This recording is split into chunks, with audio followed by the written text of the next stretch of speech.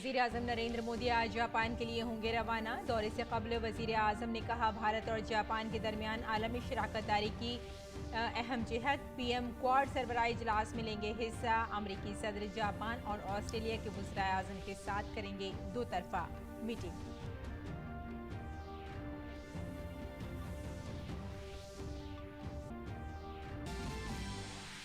वज़ीर आज़म ने मैसूर में मुनक़िद श्री गणपति सच्चिदानंद स्वामी जी की 80वीं यौम पैदाइश तकरीब से किया वर्चुअली खिताब। कहा, दत्तपीठम वेदों के मुतालिक है बड़ा मरकज़, आगे भी दत्तपीठम समाज और कौम की तामीर में अदा करता रहेगा अहम रोल।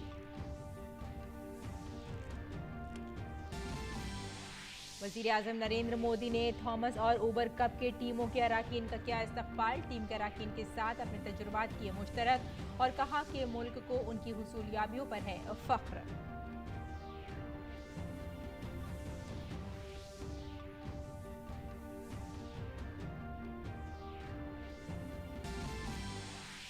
वज़ीर दाखिला अमित शाह ने अरुणाचल प्रदेश के 2 रोज़ा दौरे के दूसरे दिन आज रियासत की समाजी तंजीमों के साथ की मुलाकात। नामसाई जिले में 22 प्रोजेक्टों के इफ्तिताह के साथ साथ 25 प्रोजेक्टों का रखा संग बुनियाद।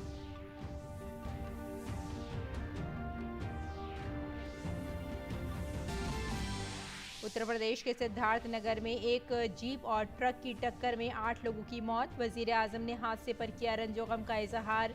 महलूकीन के अहल खाना को पीएम रिलीफ फंड से 2-2 लाख और जख्मियों को 50-50 हज़ार रुपए का मुआवजा देने का ऐलान।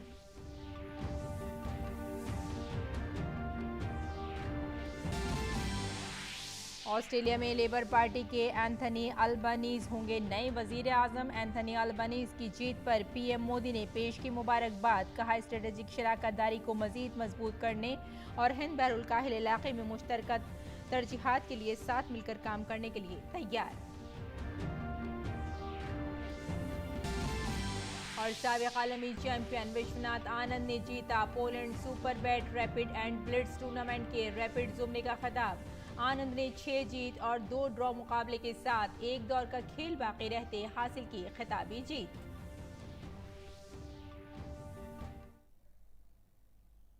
आदाब नाज़रीन, खबरनामे में आपका इस्तकबाल है। मैं हूं आपके साथ रेशमा फारूकी। आइए तफसील से अब खबरों पर नजर डालते हैं। वज़ीर आज़म नरेंद्र मोदी आज शाम 2 रोज़ा दौरे पर जापान रवाना होंगे। इस दौरान वो अमेरिका, जापान और ऑस्ट्रेलिया के साथ क्वाड सरबराह इजलास में हिस्सा लेंगे। पीएम मोदी अमरीकी सदर, जापान और ऑस्ट्रेलिया के वज़ीर आज़म के साथ 2 फरीक़ी मुलाकातें भी करेंगे। पीएम मोदी का जापान में मुक़ीम भारतीय बिरादरी से खिताब करने का भी प्रोग्राम है।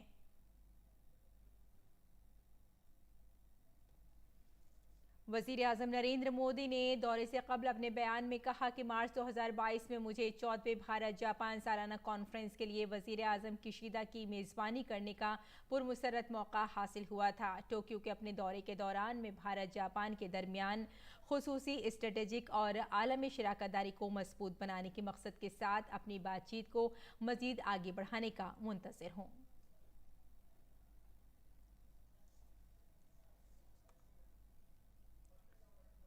वज़ीर आज़म नरेंद्र मोदी अपने दौरे जापान के दौरान क्वाड समिट में भी शिरकत करेंगे। इस कॉन्फ्रेंस के हवाले से वज़ीर आज़म ने कहा कि क्वाड लीडर्स समिट 4 क्वाड ममालिक के लीडरों को क्वाड पहल की पेशरफ्त का जायजा लेने का मौका फराहम करेगा।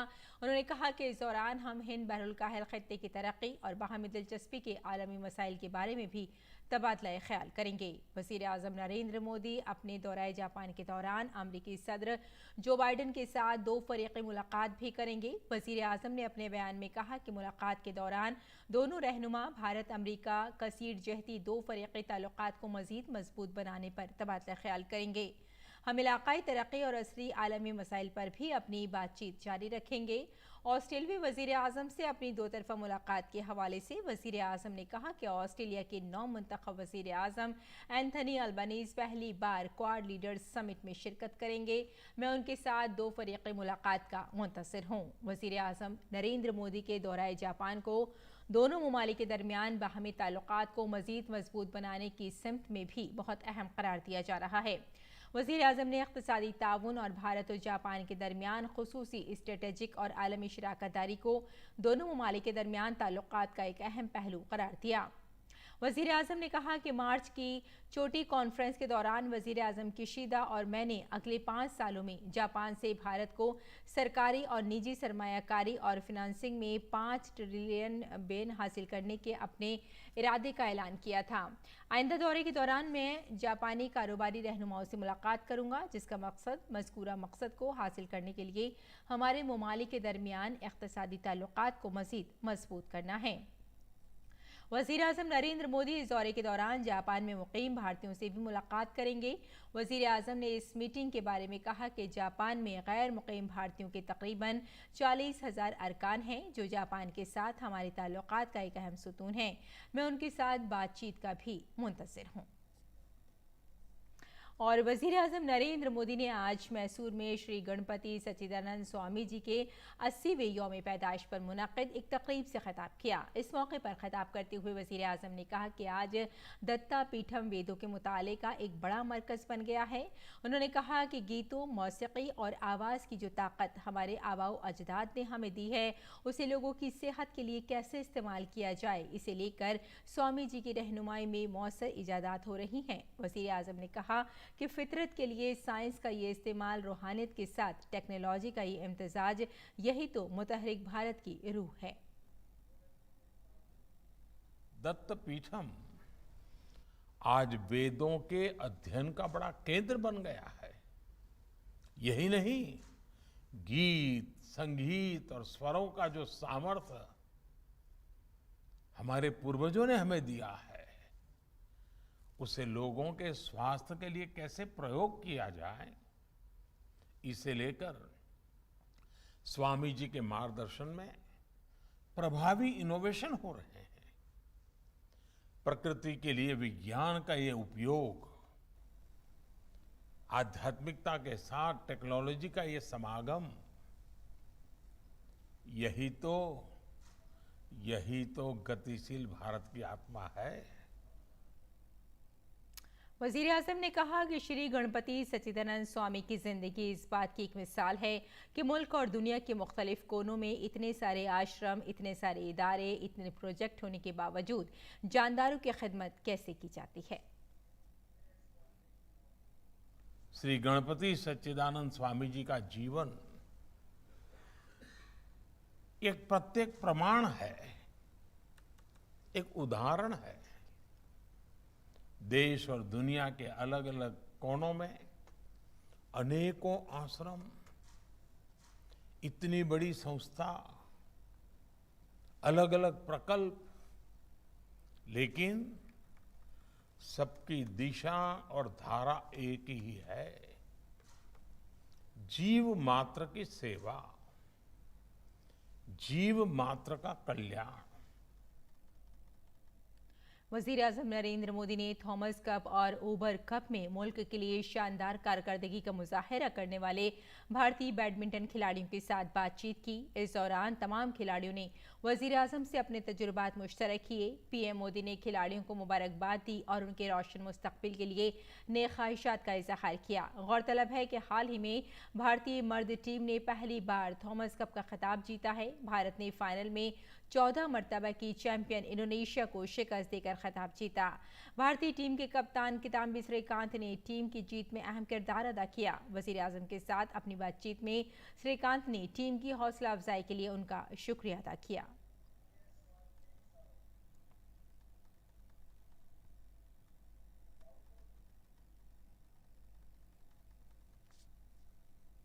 इतना इम्पोर्टेंट टाइम से हमको टाइम लेके हमारे मैच के बाद तुरंत आपने कॉल करके हम सबसे बात किया है sir. And I can very proudly say that no other athlete in the world can boast about this sir. Only we have this privilege of talking to you immediately after the match. अच्छा श्रीकांत, ये बताओ, वैसे badminton और कप्तान लोगों के दिमाग में जल्दी बैठता नहीं है, अब तुम्हें कप्तान बनाया गया, अब इतनी बड़ी टीम, इतना बड़ा चैलेंज, क्या लगा आपको ये रिस्पॉन्सिबिलिटी को जब आपके सामने आया और इतना बड़ा टारगेट था, तो क्या लगा आपको? सर बस इतना ये लगा सर, क्योंकि सब अपना अपना बहुत अच्छा खेल रहे सर, बस टीम इवेंट में सबको एक साथ लेके आना है और हम सब एक होके खेलना है और एंड तक फाइट करना है सर। इतना बस एक छोटा छोटा चीज़ है सर जो हम सारे प्लेयर्स मिलके डिस्कस करके बस ये करना पड़ा सर। बस मुझे कैप्टन होके इतना बड़ा कुछ करना नहीं पड़ा सर, क्योंकि सब अपना अपना ऑलरेडी बहुत अच्छा खेल रहे हैं सर। अच्छा श्रीकांत, मैं पूरे देश की तरफ से आपको और आपकी पूरी टीम को बहुत बधाई देता हूं, क्योंकि दशकों बाद आपने भारत का झंडा गाड़ा है। ये छोटी घटना नहीं है। Thank you sir, thank you. एक खिलाड़ी के तौर पर और उसमें भी एक कप्तान के तौर पर लास्ट मोमेंट कितना प्रेशर रहा होगा इसका मैं भली भांति अंदाज कर सकता हूं, लेकिन बड़े धैर्य के साथ पूरी टीम को साथ लेकर के आपने जो देश को गौरव दिलाया है, मैं आपको फिर से एक बार टेलीफोन पर तो बधाई दी थी, लेकिन मैं फिर से एक बार रूबरू में बधाई देकर के खुद आनंद ले रहा हूं। थॉमस कप जीतने वाली टीम के अहम रुकन लक्ष्य सेन वजीर आजम के लिए उत्तराखंड की मशहूर बाल मिठाई लेकर आए थे। पीएम के साथ बातचीत में लक्ष्य सेन ने बताया कि दूसरे मैच से पहले उन्हें फूड पॉइजनिंग हो गई थी, जिसकी वजह से वो मैच नहीं खेल सके थे। चलिए, लक्ष्य का मैं पहले तो आभार व्यक्त करता हूं, क्योंकि मैंने उसको टेलीफोन पे कहा था बधाई देते समय कि भाई मैं तेरे से बाल मिठाई खाऊंगा और वो आज लेकर के आया तो उसने याद रखा। हाँ लक्ष्य, बताइए। जी नमस्ते सर। मैं यूथ ओलंपिक में जब मैं मेडल जीता था तब मैं आपसे मिला था और आज दूसरी बार मिल रहा हूँ, तो मैं यही कहना चाहूँगा कि मैं ऐसे ही मतलब जब आप मिलते हैं तो हमारा काफ़ी हम लोग मोटिवेटेड फील करते हैं वो फ़ोन कॉल के बाद भी, और जब भी आप मिलते हैं तो मैं यही चाहूँगा कि मैं ऐसे ही इंडिया के लिए मेडल जीतता रहूँ और आपसे मिलता रहूँ और बाल मिठाई लाता रहूँ। अच्छा लक्ष्य, मुझे बताया गया कि तुम्हें फूड पॉइजनिंग हो गया था वहाँ। जी सर, जब हम पहुँचे थे जिस दिन उस दिन मेरे को फूड पॉइजनिंग हुआ था, तो मैं 2 दिन के लिए नहीं खेल पाया था। बट फिर उसके बाद मैं धीरे धीरे जब ग्रुप स्टेज के मैचेस स्टार्ट हुए तब तक थोड़ा बेटर फील कर रहा था, तो फिर एक मैच खेला था और फिर एक मैच में फिर से रेस्ट किया था ड्यू टू फूड पॉइजनिंग। नहीं, कुछ भी खाने की आदत है कि क्या है?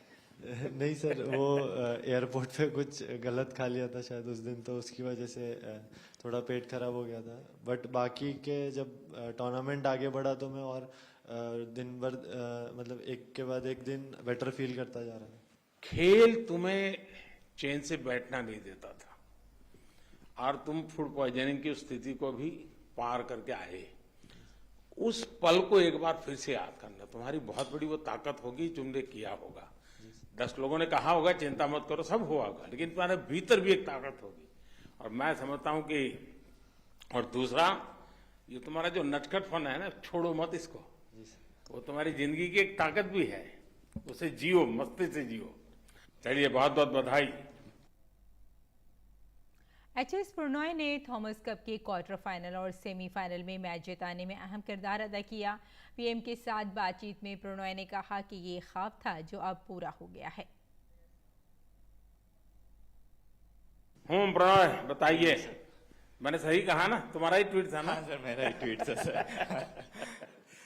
Sir, it's been a very happy moment for all of us because we won the Thomas Cup after 73 years.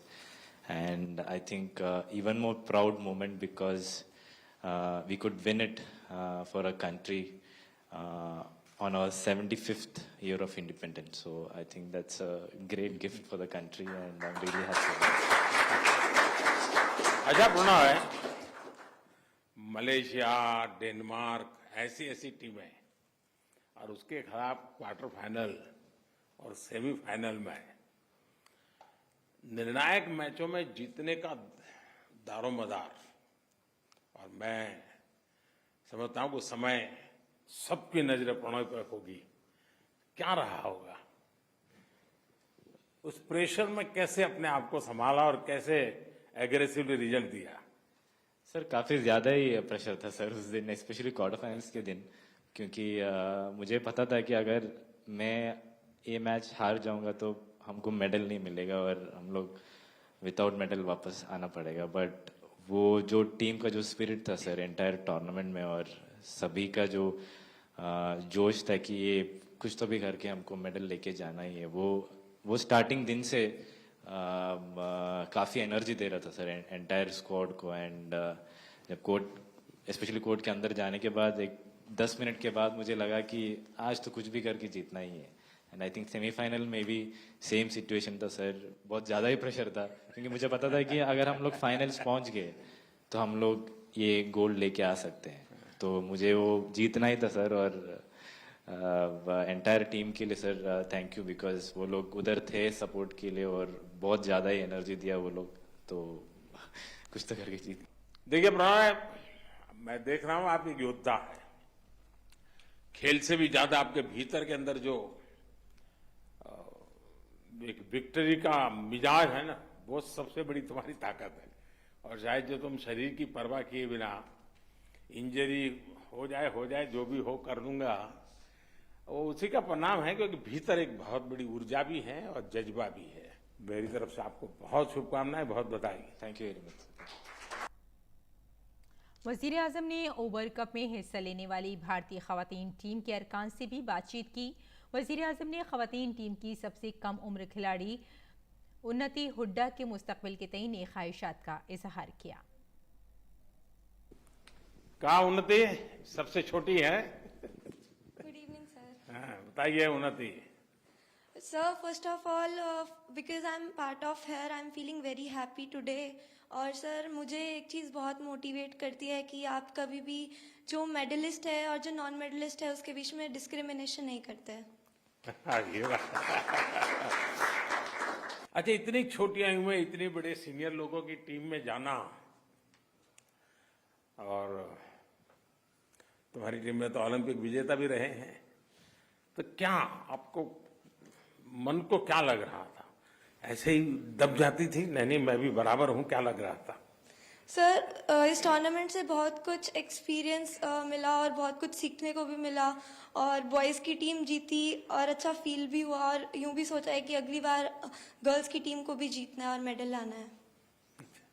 अच्छा ये मुझे बताओ, ये हरियाणा की मिट्टी में ऐसा क्या है जो एक से बढ़कर एक खिलाड़ी निकल रहे हैं? सर पहली बात तो दूध दही का खाना। उन्नति, ये मेरा और पूरे देश का विश्वास है कि आप अपने नाम को जरूर सार्थक करोगी। इतनी छोटी आयु में तुम्हें अवसर मिला है, आप इसको बिगिनिंग मानोगे। बहुत कुछ करना बाकी है। कभी भी चलो यहाँ हो आए, ये जीत के आए, ऐसा मन में कभी विजय तो घुसने ही मत देना। बहुत कुछ करना बाकी है, क्योंकि तुम्हारे पास एक लंबा समय तुम्हारे पास है और बहुत छोटी आयु में तुम्हें अनुभव मिला है, और इसलिए इस सफलता को पचाना और आगे पहुंचना, ये दोनों चीजें तुम्हारे लिए बहुत काम आएगी, और मुझे पक्का विश्वास है कि तुम इसे करको रहोगी। मेरी तरफ से तुम्हें बहुत शुभकामनाएं हैं, बहुत बहुत बधाई। अगली खबर की जानिब बढ़ते हैं। मरकजी वजीर दाखिला अमित शाह के अरुणाचल प्रदेश के 2 रोज़ा दौरे का आज दूसरा दिन है। वजीर दाखिला ने नामसाई के मशहूर गोल्डन पगोड़ा टेम्पल में पूजा की।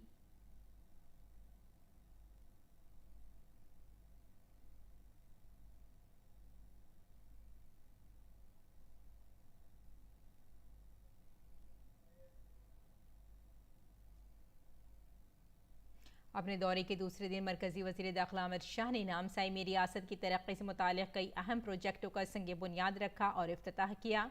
इस मौके पर मुनक़िदा जलसा आम से खिताब करते हुए अमित शाह ने कहा कि 436 करोड़ रुपए की लागत से तैयार करदा 22 प्रोजेक्टों का इफ्तिताह किया गया है और 3,350 करोड़ रुपए की लागत से 25 प्रोजेक्टों का संग बुनियाद रखा गया है।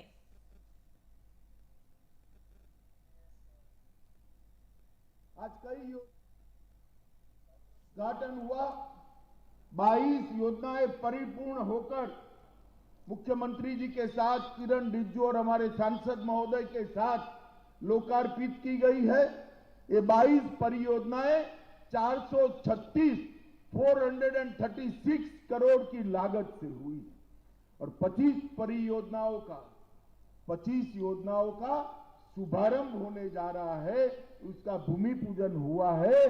वो 25 परियोजनाएं 350 करोड़ रुपए की लागत से होने वाली।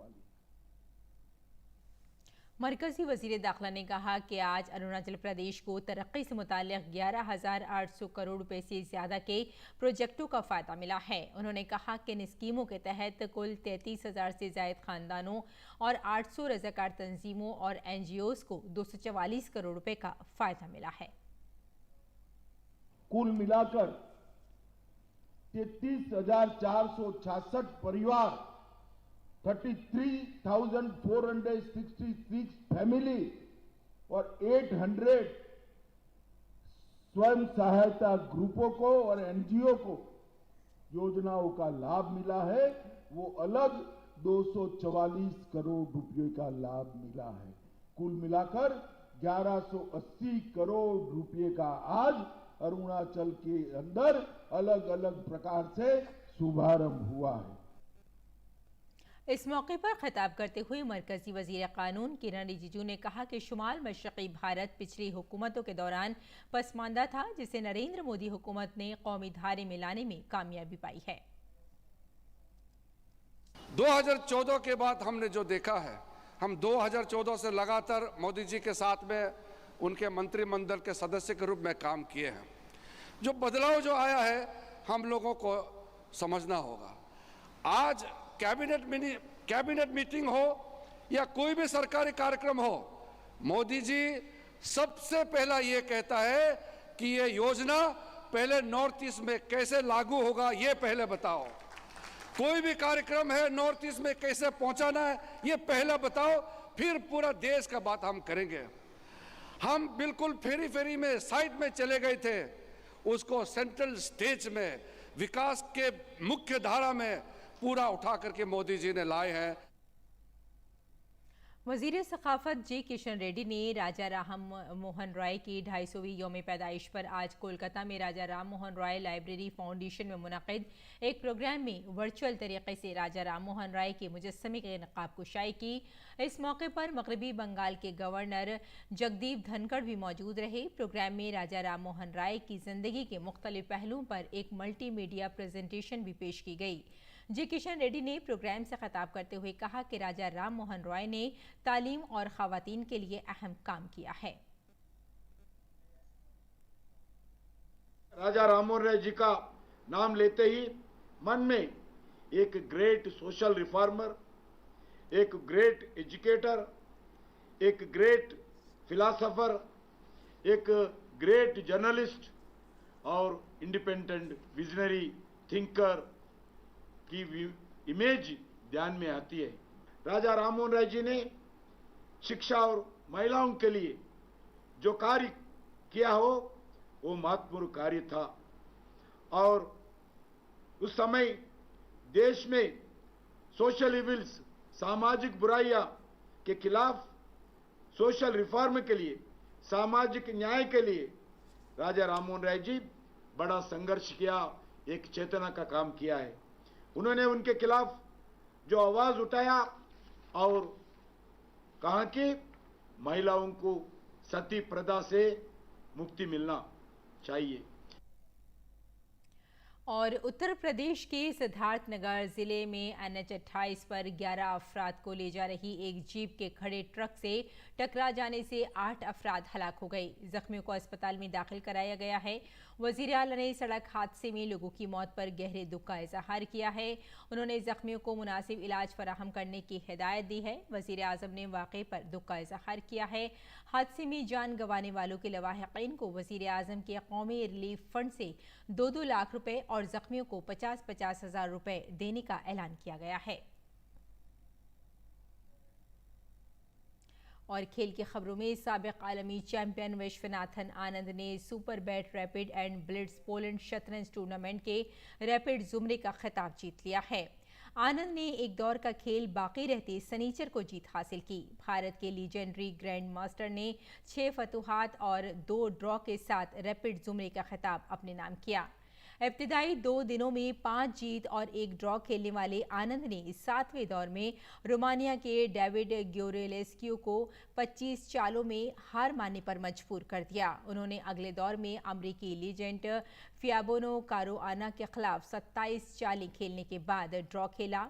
आनंद ने 9 राउंड के बाद ज्यादा से ज्यादा 18 में से 14 पॉइंट्स हासिल किए। रैपिड कैटेगरी के 9 दौर के बाद खिलाड़ी 2 दिन तक ब्लिट्ज कैटेगरी के मुकाबले खेलेंगे। तो नाजरीन, इस खबरनामे में फिलहाल इतना ही। इजाजत दें। आदाब।